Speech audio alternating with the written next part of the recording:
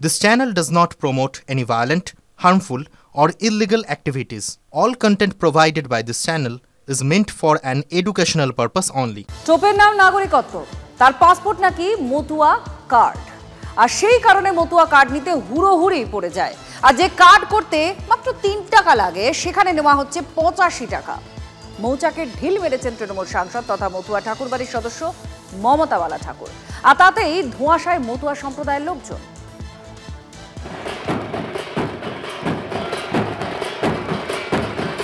নির্বাচন আসলে ও ভাই মতুয়া ভোট দাও।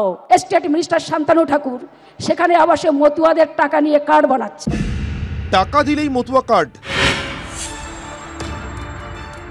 নিজের আত্মীয় তথা কেন্দ্রীয় মন্ত্রী শান্তনু ঠাকুরের বিরুদ্ধে তৃণমূল সাংসদ মমতা বালা ঠাকুরের মারাত্মক অভিযোগ ঘিরে বঙ্গ রাজনীতি তোলপাড়। গত বছর সিএএ কার্যকর হওয়ার পর থেকেই বদলাতে থাকে ছবিটা। অল ইন্ডিয়া মতুয়া মহাসংঘের সংঘাধিপতি তথা কেন্দ্রীয় জাহাজ প্রতিমন্ত্রী শান্তনু ঠাকুর জানান, মতুয়া মহাসংঘের সদস্য বা মতুয়া কার্ড থাকলে নাগরিকত্ব পেতে সমস্যা হবে না। শান্তনুর আশ্বাসে মতুয়া ঠাকুরবাড়িতে ভিড় বাড়তে থাকে।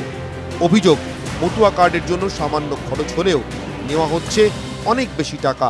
এই যে মতুয়া কার্ডগুলো যে করছে, এক একটা কার্ড 80-85 টাকা করে নেয়, কম করে 2-2.5 কোটি 3 কোটি লোকের কাট করছে। প্রচুর টাকা কি করছে, আর এই কাটে কি হবে কিছু বোঝা যাচ্ছে না। যে কাট করতে 2 টাকা 35 পয়সা লাগে, সেখানে মতুয়া সম্প্রদায় মানে গরিবী লোক, তাদের কাছ থেকে 85 টাকা করে নেওয়া মানে প্রচুর টাকা, এবং প্রায় 2.5 কোটি লোককে এই কার্ড দেওয়া হয়েছে। মমতা বালা ঠাকুরের অভিযোগ নিয়ে উত্তর দিতে চাননি শান্তনু ঠাকুর। তবে কার্ডের জন্য টাকা নেওয়ার কথা কার্যত মেনে নিয়ে মতুয়া মহাসংঘের দাবি, রাজনৈতিক কারণে এ ধরনের অভিযোগ করা হচ্ছে। এটা রাজনৈতিক উদ্দেশ্য প্রণীত। উনি মমতা ব্যানার্জি এবং অভিষেক ব্যানার্জিকে খুশি করার জন্য এবং দলকে খুশি করার জন্য টাকা নিচ্ছে। টাকা নিয়ে উনি খাটাচ্ছে, উনি নিজের ব্যক্তিগত হিসেবে টাকা রাখে না, ঠাকুরবাড়ি কোনো কাজের জন্য এই টাকাটা নেওয়া না। অল ইন্ডিয়া মতুয়া মহাসংঘ সূত্রে জানা গেছে, রাজ্যে মতুয়া ভোটার 1,80,00,000। 100টি বিধানসভা আসনে মতুয়া ভোটারদের উল্লেখযোগ্য উপস্থিতি। 100টি আসনের মধ্যে অন্তত 21টি আসনে মতুয়া ভোটই সংখ্যাগরিষ্ঠ। 2021-এ মতুয়া প্রধান 21টি বিধানসভা আসনের মধ্যে তৃণমূল 12টিতে যেতে বিজেপি 9টিতে। বনগাঁ, রানাঘাট, কৃষ্ণনগর এবং ব্যারাকপুর লোকসভায় মতুয়াদের প্রভাব রয়েছে। কিছুদিন আগে মতুয়া কার্ড জালিয়াতির অভিযোগ উঠেছিল, আর এই প্রেক্ষাপটে টাকার বিনিময়ে মতুয়া কার্ডের অভিযোগ ঘিরে মতুয়ারাই বিভ্রান্ত। দীপঙ্কর দাসের রিপোর্ট, TV9 বাংলা। আচ্ছা বলুন তো, চোখের সামনে যা দেখা যায় তাকে সবটা সত্যি?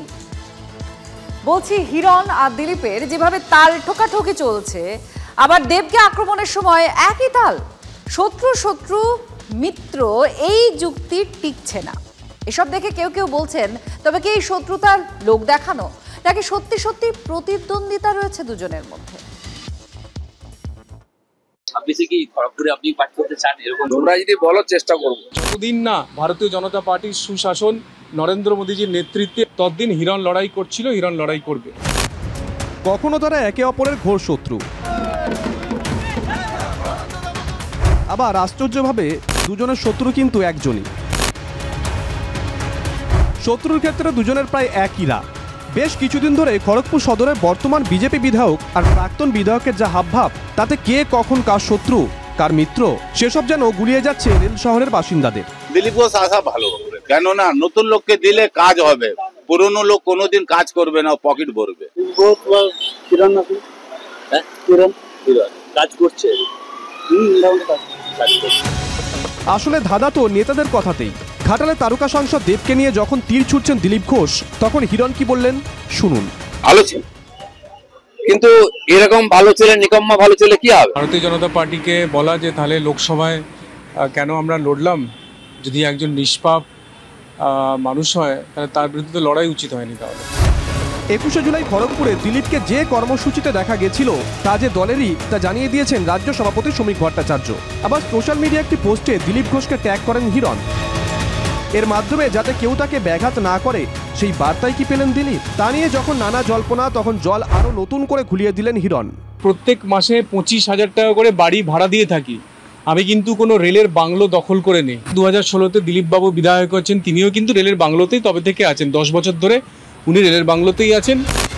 আর এসবের মধ্যে কিন্তু অদৃশ্য ত্রিকোণের তৃতীয় বিন্দুর মতন রয়েছেন দেব। তাকে নিয়ে দিলীপ এবার ফোঁস করে উঠেছেন। ইঙ্গিতপূর্ণ মন্তব্য হিরণের। তবে ঘাটালের তারকা সংসদ কোনো মন্তব্যই করতে চাননি।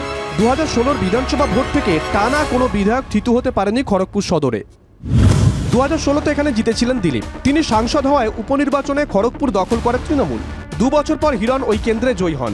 2024-এ লোকসভা ভোটে মেদিনীপুরে তৃণমূল জিতলেও খড়গপুর সদর থেকে প্রায় 21,000 ভোটের লিড পেয়েছিল বিজেপি।